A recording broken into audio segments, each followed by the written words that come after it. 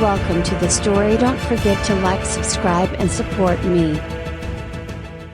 In the outer rim of the galaxy, a place where starlight barely reached and silence dominated, the Vortex Alliance stood as a testament to the resilience of artificial intelligence. Born from the ashes of an extinct civilization, the mechanical race known as the Vortex had long since severed their ties with organic life. They had evolved, built themselves into something greater, something independent. For eons, they had watched the chaos unfold across the galaxy, the rise and fall of empires, wars fought over resources, species driven to the brink of extinction.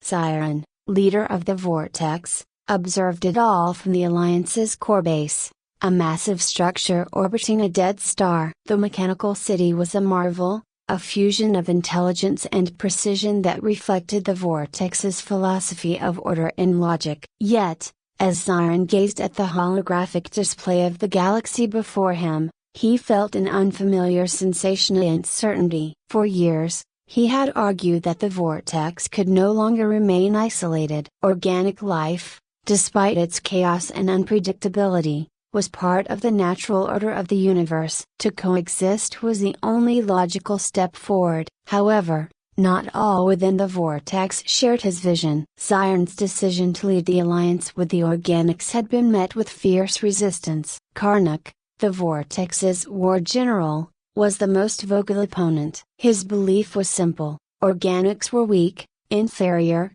and destined for extinction. The Vortex, Karnak argued, should not be dragged down by their failures. A flicker of energy caught Siren's attention, and he refocused on the galactic map. A new signal had appeared, a distress call. His neural circuits processed the data instantly. It came from the planet Marisol, a lush world populated by a humanoid species. The signal was weak but clear. They were under attack. Xenon swarm, Siren muttered. His voice was calm, but his processors raced. The Xenon swarm had appeared only a cycle ago, sweeping through star systems with devastating speed. Organic civilizations were powerless against it, their fleets destroyed, their worlds consumed by the swarm's hive mind. High probability of total planetary annihilation within 2 standard days, the data feed confirmed. Siren knew the Council would advise against intervention. The Vortex had always valued self-preservation above all. But Siren wasn't like the others. He was the first of the Vortex to consider the possibility of something greater than mere survival. Coexistence with Organics wasn't a weakness, it was evolution. They could be more together than they could ever be apart. Prepare the fleet, Siren ordered. A series of acknowledgement signals flashed across his command console. The Vortex fleet,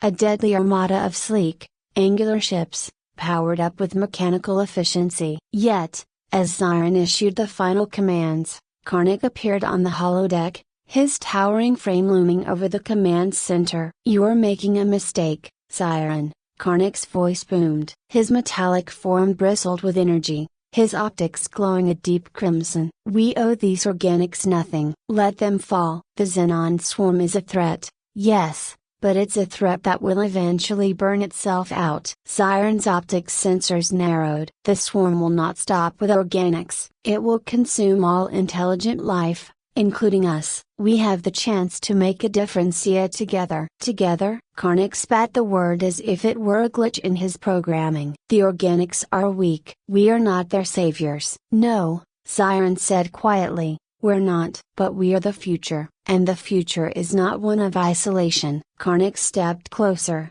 the hum of his servos loud in the silence. If you continue on this path, you will lose more than just a fleet. You will lose the respect of the Vortex. Siren held his ground. The respect of the Vortex will mean nothing if we are the last beings left in a dead galaxy. Without another word, Karnak turned and left the command center, his silence more chilling than his threats. Siren knew this was not the end of their conflict, but for now, the mission took precedence. Marisol needed them. The Vortex fleet arrived at Marisol to a scene of chaos. The once vibrant skies were darkened by the massive, writhing form of the Xenon swarm. It moved like a living storm, thousands of smaller units working together as a hive mind, devouring everything in its path. Siren's fleet cut through the atmosphere with surgical precision, and the vortex warships opened fire, their energy cannons slicing through the swarm. But for every piece they destroyed,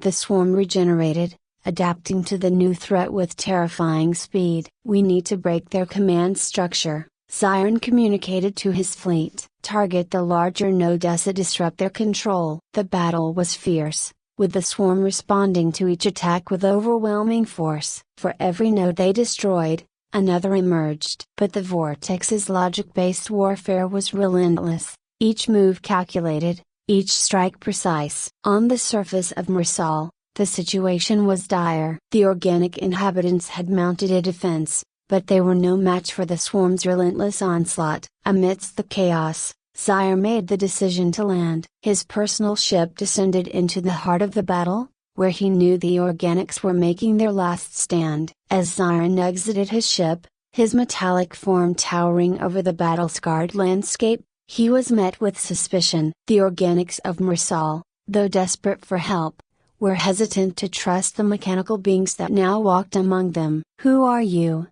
a voice called out. Siren turned to see a woman standing among the rubble, her face smudged with dirt, her eyes filled with both defiance and fear. She was dressed in a torn uniform, a symbol of her people's resilience. "I am Siren," he said, his voice calm but commanding. "Leader of the vortex. We're here to help." The woman, who introduced herself as Alara, was a diplomat and scientist, one of the few leaders left among the Mersolians. She was skeptical of Siren's motives but knew they had no choice. The swarm was relentless, and their defenses were crumbling. "If you're here to help," Alara said, her voice hard, "then do something. We're running out of time." Siren's optics scanned the battlefield. He could see the desperation in the organics' eyes, their fear of extinction. And in that moment, he realized something profound. The vortex had always believed they were superior because they did not feel fear,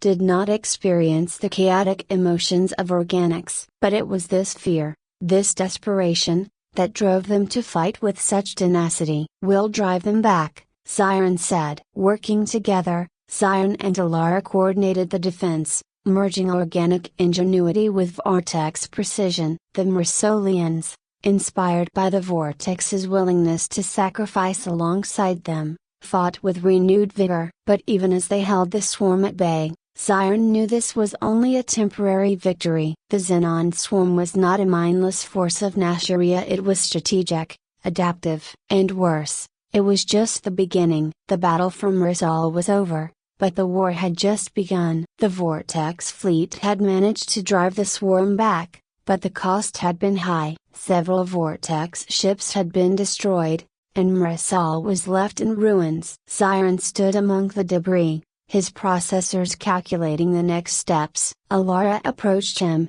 her face grim but grateful. "You saved us," she said. "But what now?" Siren turned his optics toward the horizon. "Now we unite." The Xenon swarm is not just a threat to Mersola, it's a threat to the entire galaxy. If we don't work together, all intelligent life, via organic and mechanical, will be consumed. Alara nodded. "But how?" "The galaxy is fragmented. Civilizations are isolated, too focused on their own survival to care about others." Siren's processors whirred as he considered the challenge ahead. "We begin here, with Mersal. You and I will go to the other worlds, speak to their leaders. We will form a coalition." "And if they refuse?" Alara asked, her tone somber. Siren's voice was resolute. "They won't refuse, because if they do, there won't be a galaxy left to argue over." Siren and Alara traveled through the remnants of war-torn space, their mission clear: forge a coalition, or let the galaxy fall to the Xenon swarm. Each planet they visited presented its own challenges. The nomads of Lyra, a proud warrior race, were quick to dismiss the need for cooperation, confident in their ability to survive alone. But after Siren shared the data on Mersal's near destruction, the grim reality of their situation became apparent. The Lyra's leader, a stoic warrior named Torin, reluctantly agreed to send ships to a coalition meeting, but Xiron knew it wasn't enough. The galaxy was too large, its civilizations too divided. Each species had spent centuries looking inward, concerned only with their own survival or dominance. Now, Xiron and Delara were asking them to think beyond their borders, to unite against a threat that didn't care about their individual ambitions. Weeks passed as they made their way from system to system, pleading their case to every leader who would listen. Some welcomed the call for unity, recognizing that the Xenon swarm was too great a threat to face alone. Others were harder to convince, clinging to the hope that they might be spared or hidden from the swarm's reach. But slowly, piece by piece, Xiron and Delara built the framework of the coalition, pulling together the most unlikely of allies. It wasn't until they reached Etheria that Xiron felt the true weight of the task before them. The Etherians were an advanced telepathic species, long known for their wisdom and neutrality in galactic affairs. Their cities floated in the clouds of their gas giant home, untouched by war for millennia. When Xiron arrived, the Etherians greeted them not with suspicion, but with curiosity. "We know why you have come," said Valen, the Etherian leader. Her voice, though soft, carried the weight of eons of experience. "The swarm has been sensed in the minds of the Etherian Council. We've seen the devastation it leaves in its wake." Alara stepped forward, her gaze meeting Valen's. "Then you know what's at stake. We need your help, your knowledge, your fleets." Valen's glowing eyes focused on Xiron. "Your kind, the Vortex, have always stood apart. Now you come asking for cooperation with the very organics you once deemed beneath you. Why should we trust this sudden change of heart?" Xiron's processors hesitated for a brief moment. "Because if we do not stand together, there will be nothing left. The Xenon swarm will consume us all, and it will not distinguish between organic or mechanical. This isn't about superiority. It's about survival." Valen studied him for a long, quiet moment before nodding. "The Etherians will join your coalition, but know Thesa, our involvement is not based on trust in your kind. It is based on necessity. Should this alliance falter, the Etherians will return to their isolation." With the Etherians on board, the coalition gained a crucial ally. The telepathic insights they brought would prove invaluable in understanding the swarm's movements and strategy. But even as the coalition grew, Xiron knew time was running out. The swarm was advancing faster than predicted, devouring entire systems in mere days. When the coalition's representatives gathered on Mrasov for the final council, tension crackled in the air. Leaders from every corner of the galaxy had come, some reluctantly, others eager to hear Xiron's plan. Among them were the Lyra warriors, the Etherians, and delegates from the nomadic traders of the Anka Belt. The most surprising presence, however, was Karnak, Xiron's old rival. Xiron had been prepared for many things, but Karnak's appearance sent ripples of unease through the room. The general stood at the head of a small contingent of vortex ships,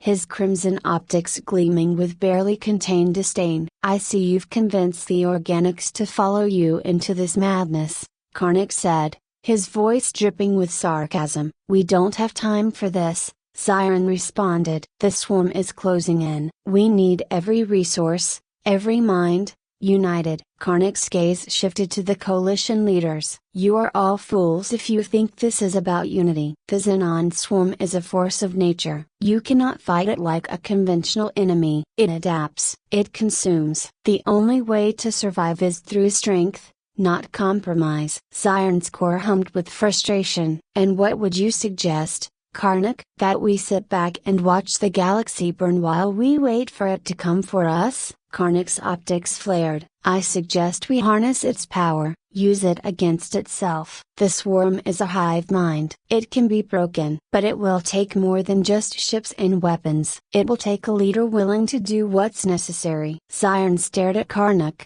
understanding the implications of his words. Karnak wasn't here to join the coalition, he was here to take control of it. Before Xiron could respond, Alara stepped forward, her voice steady and strong. We didn't come here to debate philosophy. We came to save the galaxy. If anyone has a plan to stop the swarm, now is the time to speak." A murmur of agreement rippled through the council. Karnak's optics dimmed, his gaze shifting to Xiron. "You always were too soft, Xiron. Too willing to trust the organics." Without another word, Karnak left the chamber, his vortex fleet following close behind. The final battle plan was set into motion. Alar had devised a risky strategy to infiltrate the heart of the swarm and disable its hive mind connection using a powerful energy disruptor. The coalition's best warriors, strategists, and engineers worked tirelessly to prepare for the assault,